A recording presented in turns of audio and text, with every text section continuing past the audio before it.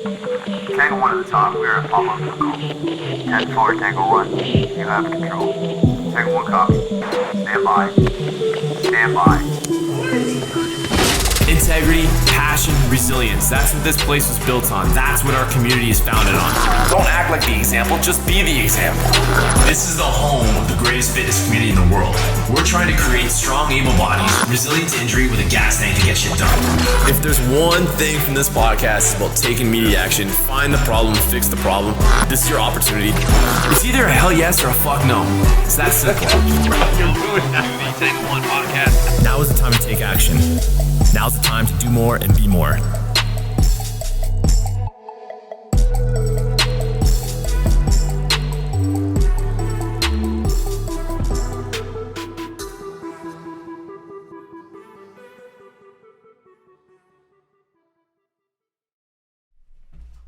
All right, everybody, welcome to the Tango 1 podcast. I'm your host, Tony Smith, with my co-host and good friend, fireman Casey Wright. Our mission, as every week, is to challenge you to do more and be more through introducing you to some of our experiences and our network. Today, we're getting outside a little bit, increasing our network with a friend of mine I've known for a long time, but don't really know that well because we just kind of run in the same circles. I got Kurtis Frasier on the show today. Kurtis was I think he was getting started in Jim Jones as I was on my way out, and now he is a Jim Jones tactical instructor there. He's also the owner with his wife Ashley of Element 26 Gym in Bloomington, Illinois. That's a brick and mortar training facility that provides an environment that fosters the characteristics of hard work, dedication, integrity, and grit through the implementation of and application of physical fitness and jiu-jitsu.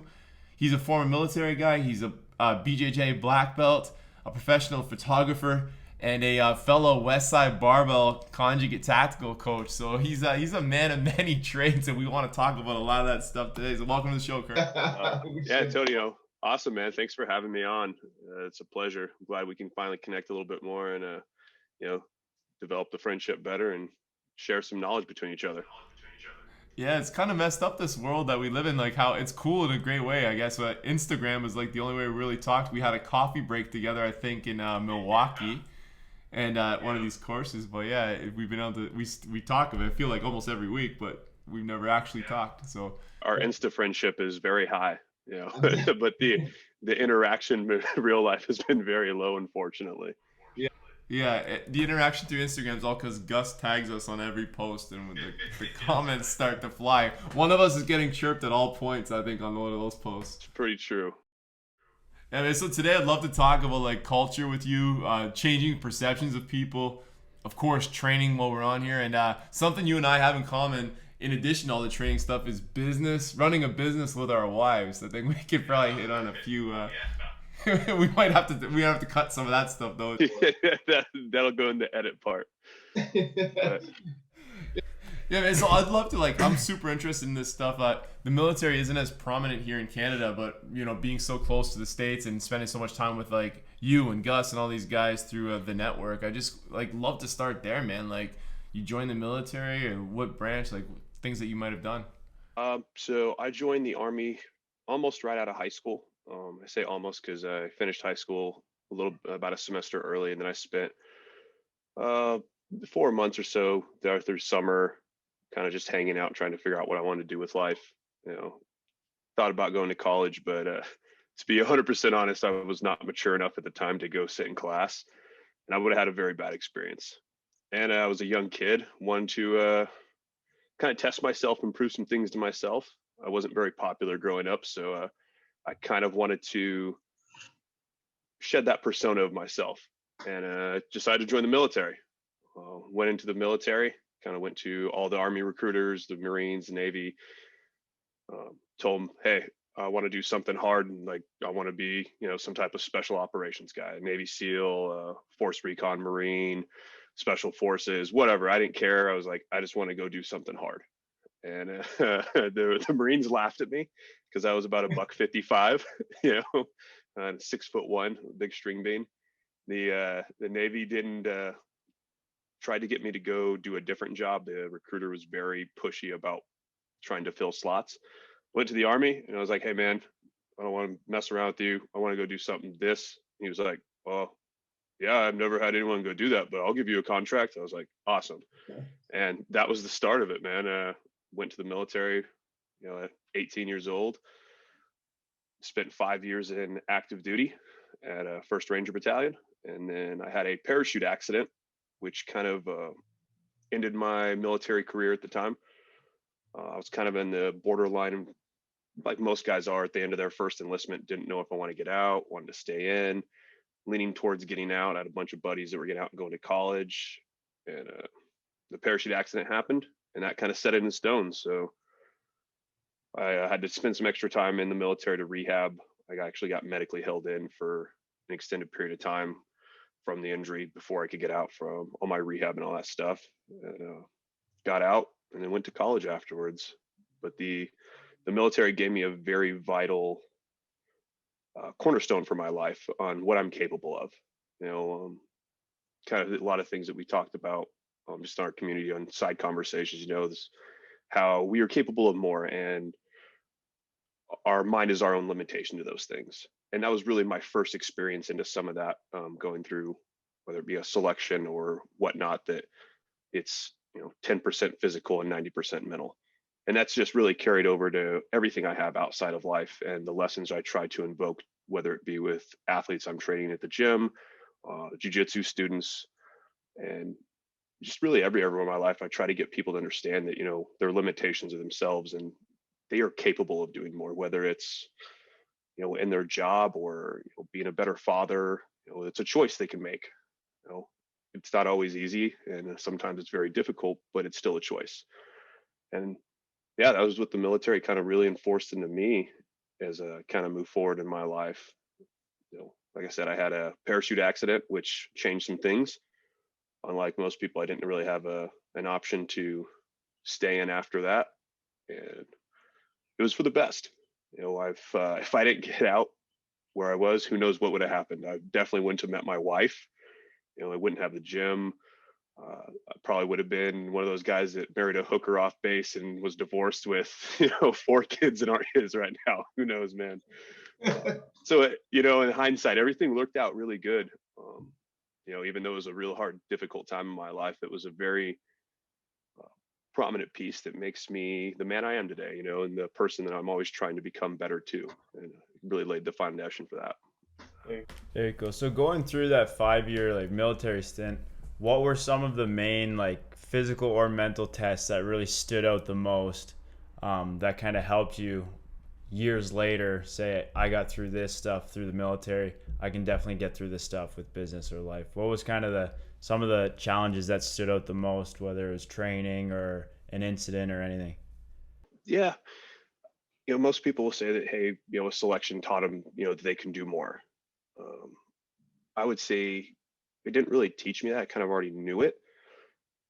And what was really different about the selection processes, though, that taught me a lot was how other people didn't see that. They were quitting. They're like, I can't go on. I can't do that. I'm like, man, I weigh, 20, 30 pounds less than you, and I'm carrying the same rucksack. Like, I can keep going. What are you talking about? And so it was one of the lessons that was really enforced to me is how different we all operate on that level. As a young man, I didn't really understand it. I had a hard time, comprehending other people that had difficulties during those tasks, whether it be life expectancies growing up and they didn't have the same upbringing or, the same reinforcements, whatever it was. That was really an eye opener. It was like, oh, other people, what are you talking about? You can quit. We signed up for this. It's hard. And so that kind of really helped shape me understanding other people moving on in life and kind of how to help, I don't want to say guide them, but communicate with them during some different aspects that they're having struggles with. Because there's things that I struggle with in my life that other people have no issues with. And I'm like, man, I don't get, this is difficult. I have a hard time with these things. And other people, my wife has some things where she has no issues with that at all. I'm like, man, I don't get it. And so it was a really nice early lesson for me to learn that we are all individuals and we have to be treated that way. And it's something that's carried over, especially into our gym culture now. How we do everything there is, we treat everyone like a person. They're not a number. And I like that. It was probably the biggest thing I took away from one of the military stuff is that we're all individuals, but together we're a big unit, and we can make some really good stuff happen from that. The selections, they sucked. They were hard. I learned that I don't need as much food as I thought I could. um, and you don't need as much sleep as you think you need to do stuff. And I don't know, I kind of enjoyed being uncomfortable, and that was really something I didn't think about it early in life. Finding pleasure in being uncomfortable and doing hard things. And I look back now, and ever since the military, I've progressively looked for ways to challenge myself and essentially seek failure. I always want to push my limit to it, and I'm trying to reinforce those things consistently. And I think that was something that's probably going to carry over with me through the rest of my life, that I'm always going to be looking for challenge and not be comfortable in my life. We said it could be physically, doing something hard, or it could be making myself go to bed early and, not watch Netflix, because that's a challenge, because I want to do those things and I need to, spend time doing something else that's more productive. Right. Isn't it crazy how you seek out that, like you said that word, like it's almost like you seek out failure. Like that, like we both did the Jim Jones cert, pretty challenging. You guys, I think you've done a ton of hard things in your life, so have I. And it's like you go to Jim Jones and like it's that like, okay, am I gonna get my 656 or a 702 and fail? And it's like that rush of that, and even like I don't know, like it's like an addiction to this, like that you just need to always like challenge yourself, and like whether it's setting goals in the gym, like we want to do some sales this month, or it's like you always kind of like you just learn how to like push that envelope to like that brink of what's that number, your deadlift, your sales, your 2K row.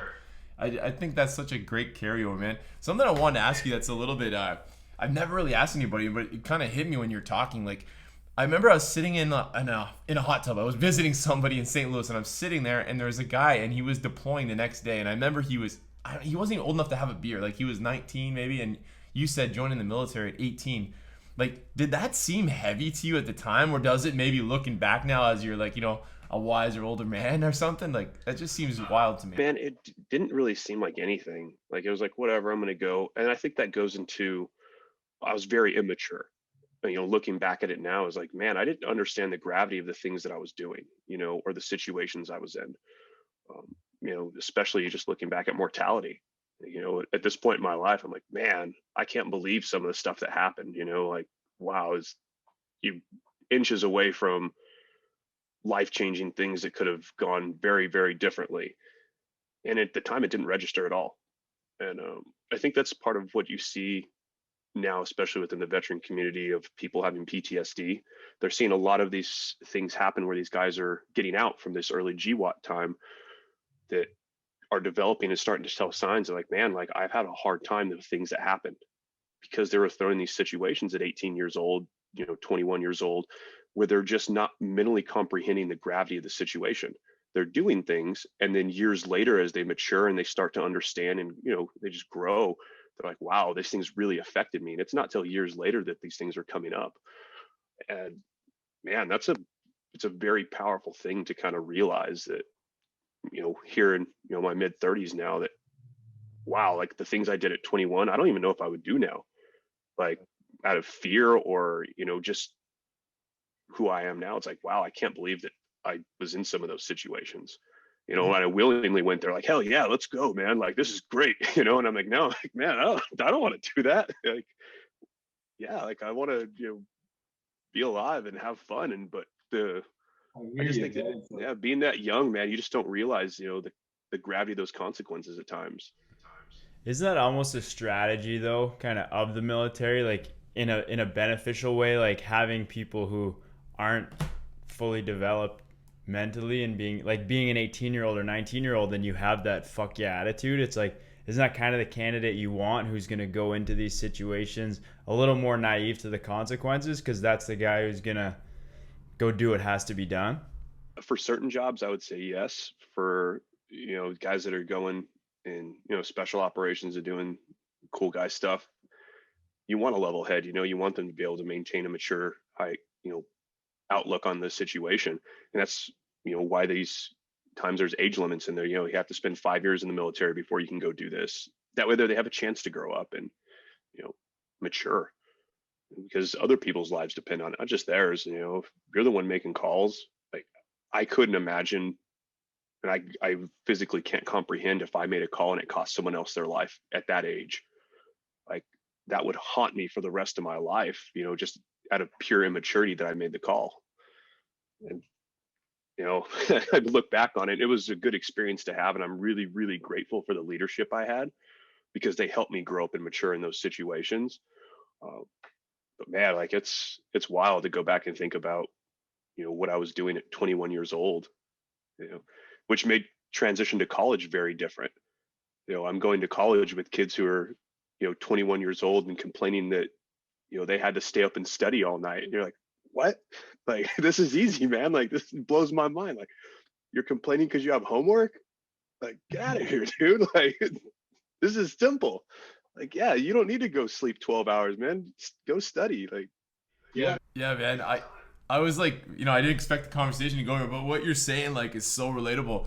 When I got on the police department so young, and that was and I talked about it this weekend. I had a camp. We do like a little mini hell week just for people that want to get out there and, do something with their lives and have a little excitement. And I was talking to these guys about like, you're not able to almost relate with the people your age. It's almost like you didn't have, like, I wasn't old enough to understand the older cops, and it wasn't like my job was making me too old to understand what my buddies were doing. It was kind of like, that was a little bit of a tough time for me. And then it's crazy how you develop from like the warrior to the monk at some point. And I think I'm kind of in the transition of those two right now. Cause like Case, like you said about like, fuck, I wouldn't, like, the things I did at 24 years old. He says he wants to go wakeboarding tonight. I'm like, no thanks, man. And next week he wants to go cliff jumping at his camp. We're going. And I'm like, I don't know. But meanwhile, Yeah. I'll take pictures. 20 years ago, I'm rappelling. That's how you off become a buildings. photographer. It's something else you hit on, man, and I love it. And it's something that stands out. Like, like Instagram, you can like really portray like the kind of like the life of an establishment, an organization. And like, I was on your Element 26 site, your gym, and you had a statement on there. Everyone has a community, but we have a culture. And I think that's something like with your background, with my background, I think like culture is just something so much more ingrained than like a community. And maybe speak on that a little bit, man. Like, how have you linked those two? Because I think that's where you're coming from, right? Like your military experience, your life experience, then built this culture at Element. yeah, I mean, and I kind of use the word culture too, because I think the word community is just overused, and it doesn't capture what people are really trying to get across. Because everyone has a community. Everyone's like, oh yeah, my Facebook group is a good community. You're like, man, you don't even have interaction with those people. Like, what's your culture with? Like, what's the culture you're around? Like, how do they act? What do they do? Like, and so we have a big process at our gym. People can't just sign up. They have to come meet with me and my wife first. We talk to them like, hey, what are you looking for? And probably a horrible business model, but we've turned away a lot of people.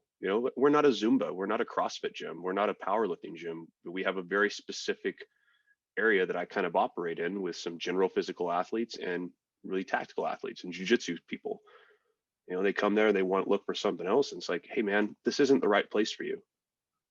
Do I want to have this young kid in here who can deadlift 700 pounds and squat 600? Like, yeah, it looks cool for the gym, but that's not what the culture of the gym is.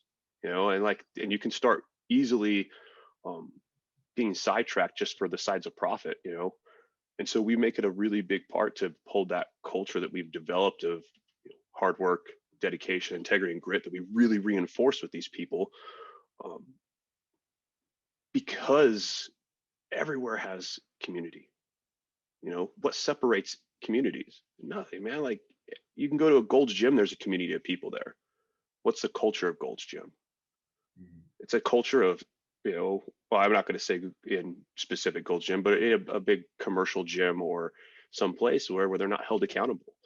Like, man, you come in there, slack off. How many times, and we ask people this at the time, you've gone to a gym, how many people wear headphones in the corner and don't really work out? None in my gym. Like, I think there's only 2 people that ever put headphones in. That's when they're doing like long rows because they want to listen to podcasts or something, but that sets things apart. And people say that when they come in, they're like, wow, everyone's talking to people. Everyone works hard. Like, and I came in and there were people having, I'm not gonna say arguments, they're having discussions about conflicting points of view respectfully. And it's like, man, like that's a culture environment that people are, respected to each other, and so we really just reinforce those things that, hey, if you don't fit that, like, sorry, this place isn't for you. We're very protective of the environment because I care about those people that are in there. Like the more and more I do this, the less I care about, working with a big population and working smaller and smaller and smaller within my community. Um, I don't really think I'm going to be the person that changes anything in the world, but I think I can be the person that changes someone's life who changes something big. And that's what I want, and that's what we're going for. Like I want to be the premier place that, people come to develop themselves as an individual, not just as a gym for aesthetics, but I want them to come there knowing that they're going to gain something from the environment and the culture that they're giving back to. And so we kind of, we run things a little different there at E26 compared to most places around. Yeah, brother. Don't sell that short though, man. Like you impacting one person who impacts one person. That's a ripple that gets effect. The ripple effect that just goes on and on and on, right? Yeah, and that's something me and my wife have had conversations about. Because this is just me. I don't like being the head figure about things. Like, if you look at our gym's Instagram or even mine, like, I'm not on it a lot. There's not a tons of pictures of me. And I like being that person that helps other people do great things, and if that's a trickle down effect where there's notoriety from that, that's fine, but I don't want it. I just want to help people. I want to share. For a long time, I thought that my purpose was to be a gym owner. I was like, that's my job in life. And as I grow and grow and grow, it's like, I don't think my purpose is that.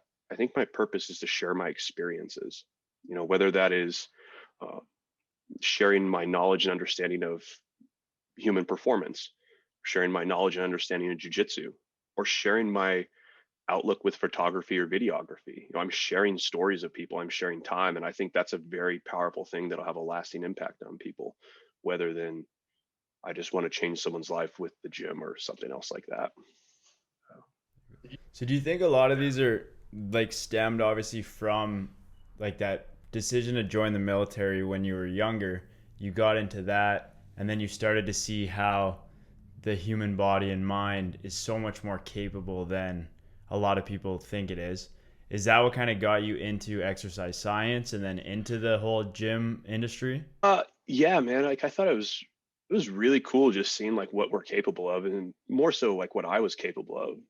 I kind of said earlier, I wasn't a very big kid growing up, 6'1" and 150 pounds graduating high school. I was very small, and I didn't want that. I wanted to change, and thankfully we live in an age where I have a lot of access to information with the internet and stuff, like you can do hard things. It's like, all right, how do you do hard things? How do you change? By doing hard things. And, that kind of got re-ingrained. It's like, man, I really like this. Like, how much can I change? What can I do? And in all honesty, that could have went with any direction. The gym just happened to be a catalyst at that point for it.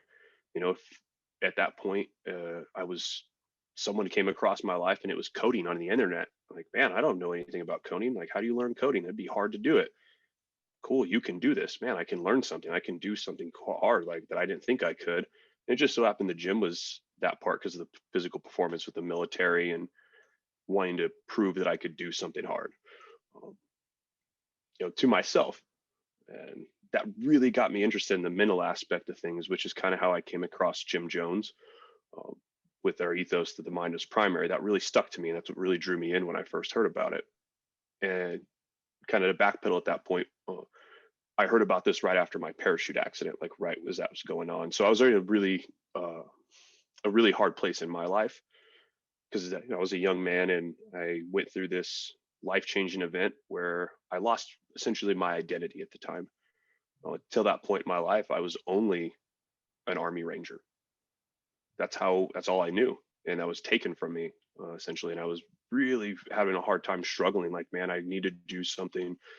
I can't figure out anything to do. I need to test myself. I need to do this and that. And that's when I found jujitsu and really got into the gym stuff because of the mental aspect of training to do something hard. And it wasn't necessarily like, wanting to, be a bodybuilder or anything. I wanted to do hard things. Like, man, I wanted to run, a marathon after they told me I would be walking at best case scenario with a cane the rest of my life.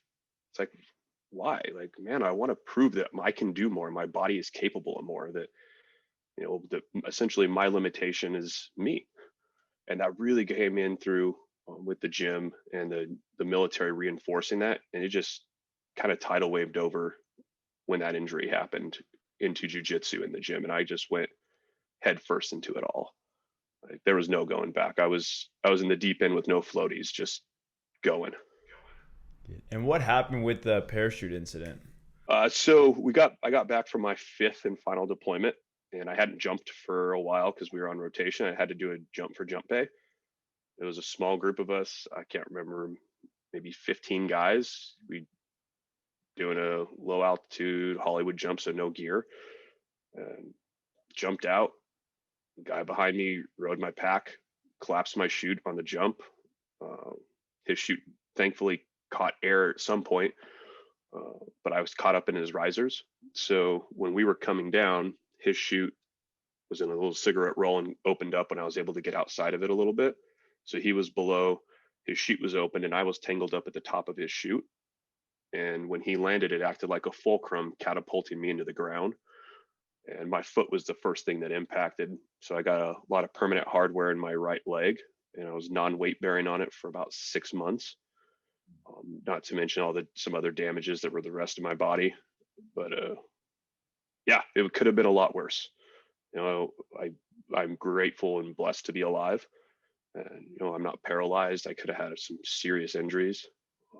It was kind of funny when on the drop zone, the drop medic, who just happened to be my platoon medic that was assigned that day, saw us spiraling down, and he's just like booking it to where we were coming down. And I don't remember this, but one of the other guys said that the dude right before we landed heard me say, "Oh, fuck, this is going to hurt," and don't remember that at all. But my first thought coming to is I remember hearing like someone running to me, and it was like, "Oh, are you okay? Are you okay?" And I just sit straight up, and he's like, "Oh my God, don't move." Like I just fell out of a fucking airplane, and they're like, "Your back, don't move." And I'm like, "It's not my back, it's my leg." I'm just screaming out. I'm like, "Ah!" And this comes running up, and vet man, awesome dude comes up. He just looks at my body, he's patting me down, looking for blood and all this stuff. And I'm like, "It's my leg, dude. Don't fucking touch my arm. It's my leg." And he ends up going to my foot, and my foot looked like a softball was in the boot. I mean, it was just mush. And he's like, "Holy cow." And I'm like, "Oh my God." And he's like, "Do you want a fentanyl lollipop?" And I'm like, "Give me the fucking fentanyl lollipop. Holy shit." And it was actually the first time in my life I broke a bone too.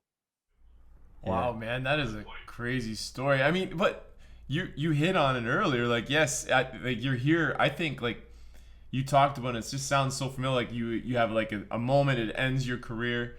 Get into the gym, love the gym, but like that's still not like your experience. Like just listening to you talk, like you're here to share those experiences. You're here to like help people lend some perspective on things, man. Like it's greater than the gym. It's greater than the military, and that's like I think the hardest thing to get around. Sometimes you cornhole yourself into like I am this or I am this, when it's like, you know what, you can help so many people in so many different ways. And for a long time, man, I didn't talk about any of this stuff. It wasn't honestly till a few years ago that I told people my story.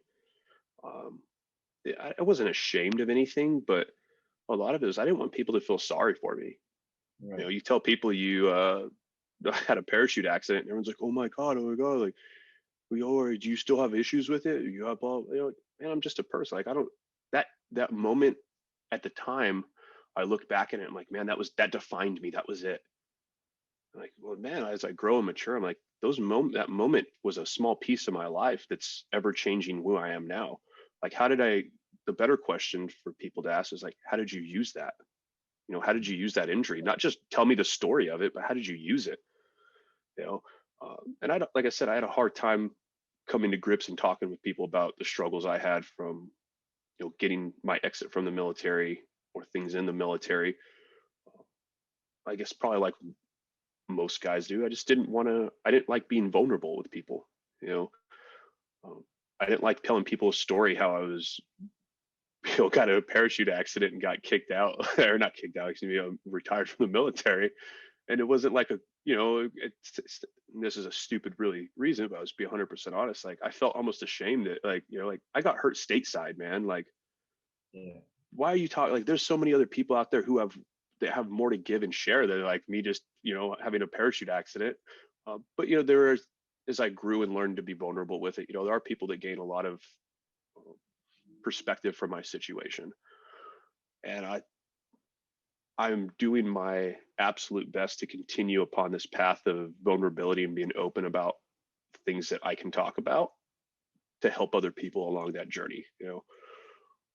Especially, my entire passion with what I do in the gym and jiu-jitsu is to help veterans. We have vets that I tell them, if you're a disabled vet, you can train for free at my gym. Come train jiu-jitsu. If you're struggling with PTSD, man, you're not alone. I don't care if you're not sponsored by an organization like We Defy, who sponsors people to do jiu-jitsu, or any of these other veterans platforms out there, because I know a lot of people that I've talked to don't apply to those because they don't like to talk about it. They don't want it to be open. And it's like, man, I don't care who you are. You were a vet. You went through some things. I'm here for you. I want to use that as a situation to help better someone else's life. Because I had people that helped bring me out of that hard time, and I want to be that person too. I want to give more than I take. Yeah, man, make the world better than you found it. That's exactly right. So a question for you, man. I'm huge on like time is not money, time is life. So I'm looking at your resume or your form that you filled in there, and like these things. So you've got the military, you've got you're the gatekeeper at E26. Like you and your wife are you take great pride in like who comes and goes and like the training. But then you've got photography. Like your photography's unreal. If anybody's ever looked at his Instagram, you should. It's unreal. You're a black belt. Like, how do you find the time? Like, and then you've got you're always. It seems like you're hunting, you're fishing, you're doing all these like archery. Like, how do you do all this? These are all like masterful. Like photography to me, like even the little bit we've dabbled in it, especially in jiu-jitsu, nonetheless, is so like technical and like intricate. Like, how do you do all these little things? They're big things with all these little steps to it, I guess, is better. All right. So those things all kind of evolved. I've always been a very artistic person. Me and my best friend actually had this conversation recently about kind of who I was when I was growing up in high school. I was that kid who drew. I wrote songs. I sang very horribly. I was very artistic growing up, and unfortunately, the environment I grew up in New Mexico was not very open to those type of things. It was a very hard place. If you locked eyes with someone, you were fighting. Like that's just the environment it was. And I took like the gym and jiu-jitsu as kind of like an outlet. I started jiu-jitsu, like I said, after I got hurt, as a way to test myself, to struggle. I needed struggle really, really bad in my life. School wasn't it. I was in college and I was like, man, I don't have a hard time with college. I'm not smart by any means, but I just didn't feel challenged. I go to class and it's like, these tests I don't really care about. These are some subjects that I have to take this class just because I need it for my degree and I have no interest in it. Oh, cool. I can study for an hour and get an A. No big deal. Like I just wasn't challenged. So I started doing jiu-jitsu, and it's pretty humbling when, you're a 6'1" former military guy and you get choked out by a little guy who's 130 pounds, that looks like he's starving himself to death. And you're like, God dang. So jiu-jitsu became a really big part of my life as an outlet for me. The photography thing kind of evolved from the gym and jiu-jitsu because I got into photography again later in life for marketing for the gym. I started taking pictures. I'm like, you have to have a social media presence pretty much, to start getting a business going now. And as time kind of grew, my photography started improving, but I lost some passion for things in my life that I had outlets for because I owned a gym. Jiu-jitsu was no longer an outlet for me to go learn. Now jiu-jitsu is a job. Now I'm teaching jiu-jitsu, which was never my goal in life. We had some things happen at a previous academy I used to train with. I left for moral reasons. A lot of the people left after I did, and they all came to me like, "Can we train with you?" It was like, well, I don't really have a place to train. I'm opening a gym, and I was going to have some small mats, for me. And then that just snowballed. And then now I teach jujitsu. I have an academy. I have a bunch of students, and so jujitsu became a job. And I still struggle with this of finding that balance of joy in jujitsu and not having it be a job. And photography came into the picture because I started taking pictures for our gym. And I've always loved it. I was just never really studied it. I just took pictures and, I guess like most people, throw on a quick filter and move on, and I can go back and look at them now. I'm like, oh my God, what was I thinking? It's horrible. It's garbage. But the photography for me really took off, and I found a lot of joy in it when I started taking pictures outside the gym. Because beforehand, all I did was take photos in the gym. And that came to be because I had an injury in the gym where I herniated my L4 and L5. Totally my fault. I had a 1 extra 45 on a bar, and I went to unrack it on a back squat on one side, dipped it, and bulged a disc. Went in to get the chiropractor, and he was like, "It wasn't just that. All of your discs are compressed. It's probably from the 40-some jumps I had in the military and a bunch of, obviously I had a parachute accident. So I'm pretty sure that added to it. But I hurt my back, and it was to the point where, I couldn't even drive to the gym. I couldn't sit up. My wife had to drive me, and like I'd go to the gym and I would lay there. And photography became another way to challenge myself. I found, struggle in trying to take good pictures, trying to learn coloring and lighting and all these other different aspects of it. Well, that kind of snowballed. I had before we opened the gym, I was doing some government contracting overseas. I had a buddy whose daughter was getting married, asked me to take the wedding photos. Went down, took the wedding photos for them. And small world, one of the guys that was there that he was friends with works for a coffee company, and they liked my pictures and asked if I wanted to take some product photos for him. He'd give them to his boss, see if that turned out to anything. Well, instead of taking product photos, they invited me out to cover a veterans archery event. So I went out there, covered some veterans, some disabled vets shooting an archery challenge piece that they put on for them. They loved what I gave them, and the photography just took off from there. And now I'm running around, doing bear hunts in Idaho, taking pictures, coming back, teaching jujitsu, and trying to find balance in my life, because it is a lot. I'm gone all the time, and it sounds cool, but the flip side of that is I'm traveling and gone all the time. I'm not home. I'm not with my wife. I'm not with my dogs. I'm not getting to relax at some. And it's a phenomenal job, and I love it to death. I've met so many cool people and made some connections, and people that have brought great value to my life, and I hope that I've given back the same to them through that. And those all those little avenues all kind of slowly integrated together. Same thing with Gus and Westside. I take pictures for Gus, and that's kind of how me and you had another rekindle of friendship, Instagram friendship, so it's all kind of a full circle piece, man. And to be honest, I don't know how I balance it. I really don't. If it wasn't for my wife, who is extremely supportive in all of my endeavors, I have no clue how we would run a gym, travel for photography, and do all of these crazy things that we do, or that I do, that she helps and supports me do. And every now and then she gets to tag along on some of the crazy adventures I get to go on. Man, Very cool. yeah. I just feel like everything you choose is like, there's such mastery behind it. Like, these are not easy. Like, if anybody's ever tried like archery or jiu-jitsu, it's so technical. And then photography, in my opinion, maybe the more technical of all of them, that I've like only dabbled in all these things, right? And it's like, holy shit, man. But That's the point though, right? Like, I want to do hard things. I want to challenge myself. I don't want to do something that's easy. There's no fulfillment in that. I want struggle, and I'm looking for that in everything, whether it's, editing a video or, packing out a bear from a hunt. Like, I want to do hard things. And the only way to be able to do hard things is to practice doing hard things. And it's kind of a point, right? Like, And to pack things into like you, a lot of times it's like if you have a lot of things you're interested and you're willing to go do it, you can pack a lot of things into a day. If you're interested in something and you're excited about it, you can go 1 hour to the next on multiple things in a day that some people think is just impossible to do in a week. But if you're that interested in something, like you can do it.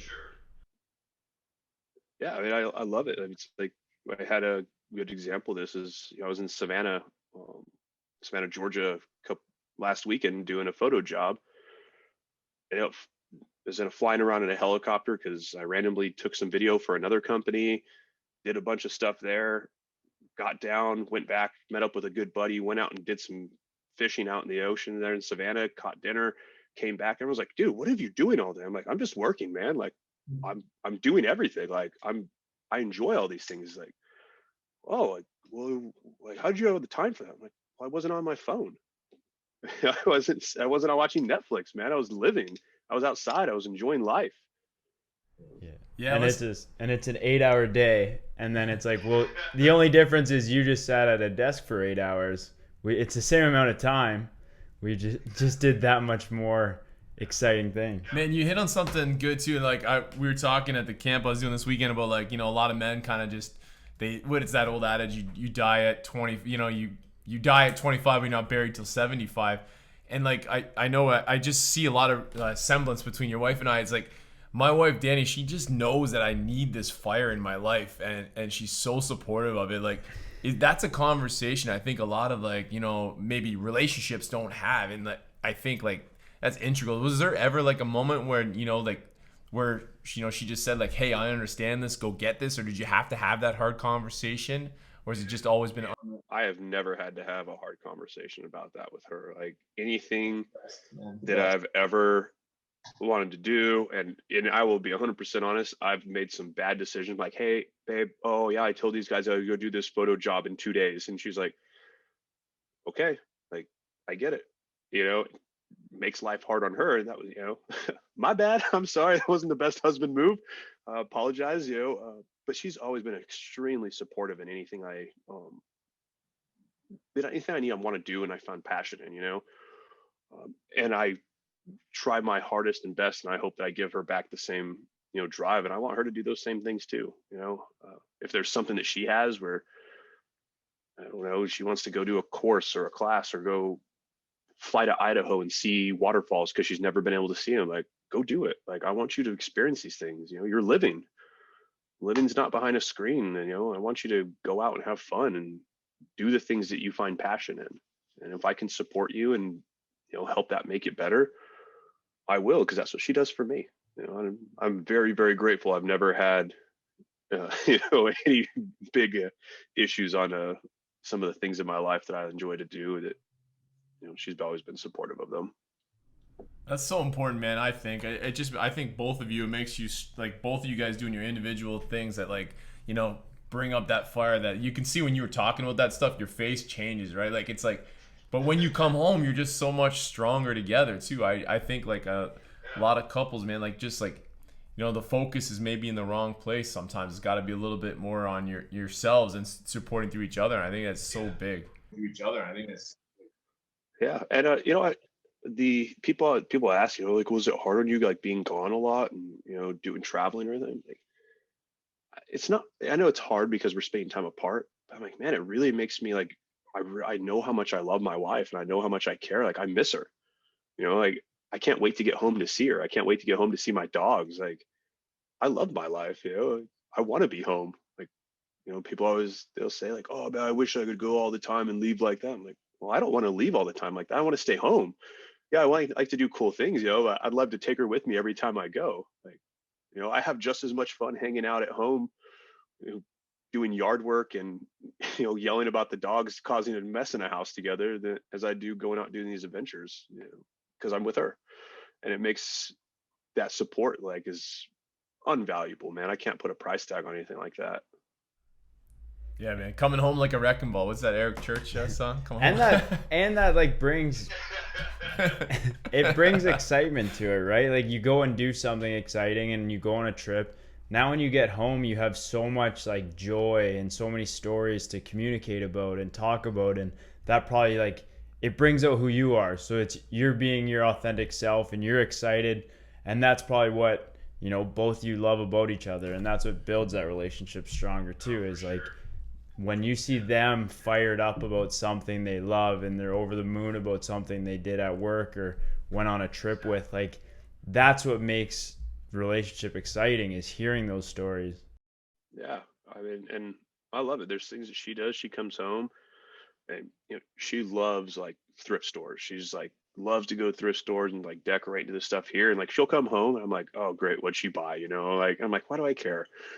But she comes home, she's like, look what I found, like this. And she's like so much joy. Like, you know, she's so happy that she found a plant that like will look good in our conservatory. And then she like, you know, gets to sit here and water this plant. And I'm like, man, it's so cool that, you know, I can help facilitate that joy for her, because she does that for me in a lot of these areas. It's like, it's a really good give and take that we have going on, that I hope and pray that people everywhere get to experience.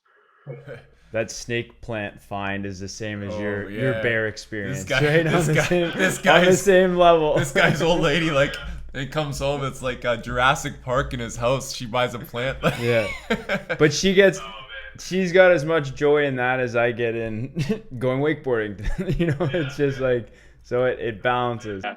My wife's definitely the plant lady. So at the gym, who's the one that they're scared of? Because here, like, it's like you would think, like, you know, we got the tattoos and the muscles, but it's like everybody's terrified of my wife. She's the real boss, I think. Here, how's it go at your place? So it's kind of an interesting story, because if you ask me, I'm going to tell you her, because people like won't talk to her sometimes because they're just intimidated. Like she doesn't think so. She's like, they just don't want to talk to me, or like, well, I don't know why people talk. I'm like, because you're intimidating. Like people are like scared of you, you know? And then she'll be like, no, you're the scary one. You know, like people are always afraid of you. Like if you come in, like you're running FYF or whatever. I'm like, it's you. It's not me. Like, you know, let's get real here. You're the dark overlord. Yes, exactly. That's the same going on here. Why am I so intimidating? You haven't smiled in an hour.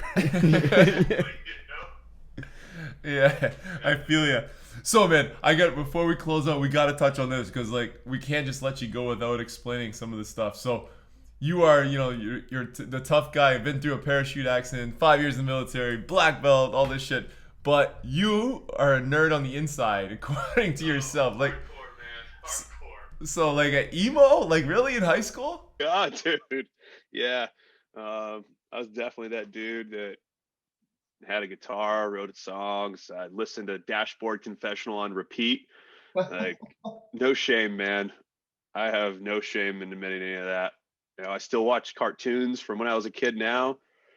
Like I told you, like I'll listen to Halsey's acoustic stuff on YouTube on repeat. My wife will come home and I'm just singing in the kitchen, like cleaning my heart out, you know? She's like, I can't believe people are scared of you. You know, you're like, if they only knew who you really were. I feel like you could just hang out with my kids and everything would be good. I'd probably have a lot of fun, man. That's unreal.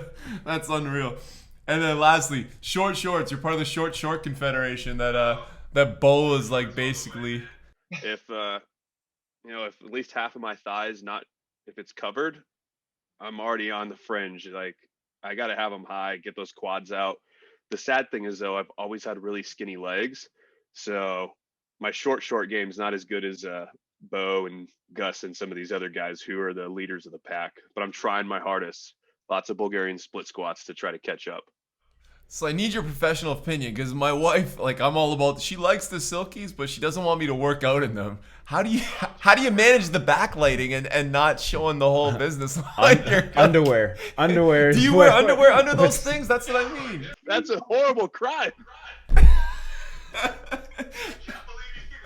Well, that's what he's saying. I'm like, I can't. That's the comfort in that is that little silk sack that's like wrapping you. But I find like if I'm backlit at all, it's just like the whole Italian stallion's out. I just gotta tell her the same thing she tells me, you know, like, why do you wear shoes that hurt your feet when you go out? You know, pain is beauty. I'm like, that's exactly why I wear short shorts, you know. Sometimes things happen. Like, you know, you just gotta go with it. Oh man, I don't know if we can get any more in depth than that, but I got just one more question for you. So coffee, what are you talking? So we go, if you're gonna pick one Black Rifle coffee, which would be the like the bean or flavor choice? Oh man, I'm a dark roast guy, so I would have to go with Blackbeard's Delight. Okay. We got a tactical We were store that looking just at an moved in order and they're earlier. selling it. I gotta go pick myself up an order. A friend of mine opened a store. I'll tell you what, man, just text me your address and I'll send you a care package, send you some good stuff. Ooh, look at this guy. Really? He's teaching us all the tricks and care packages? Yeah, but you got to go whole bean, man. You can't do any of this. Can't none of this K-cup stuff. Sorry. No, man. We're a grind family. So I was gonna say, if you didn't say that, that's Casey, man. Hey, man, you want that coffee instead? You know? But yeah, absolutely. Yeah, man, I'll send you my my top 3. How about that? Right, this has been amazing. You're an inspiration, buddy, and this has been great just to like sit down and actually spend a real hour with you and chat, man. I hope I get up to Houston and these next courses. We'll see how that border goes. But if people want to get a hold of you for any reason and they want to try to pass the test to get into E26 or maybe even like I guess your Jim Jones the stuff there, if that's more like doable for a wider market, how would they do that? So easiest way is contact me. I mean, I'm very responsive. Try to get back on any social media platform, but you can contact me on Instagram at Kurtis.Frasier. If you want to go right to the gym, you can do that too. It's at element_26_gym. But you can also just click on my profile, send me an email, and I'll get back to you. I'm here to help. So if you guys have any out there wants anything, if I can do something to help better your life, then I'm all for it. That's amazing, man. So first podcast under the belt, how'd it feel?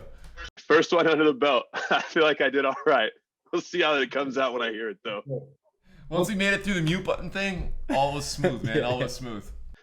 You know, it wasn't my fault. When we started, it automatically set to mute. Because you guys. Yeah, I think you're right. It's that new record thing. Yeah, when you hit record, it mutes. So I don't think that was really my fault. It was more of a technical difficulty. We'll talk to the Zoom company. Yeah, get on your people, have them fix that, so I don't look like an amateur on the podcast anymore. You're awesome, man. Now's the time to do more and be more.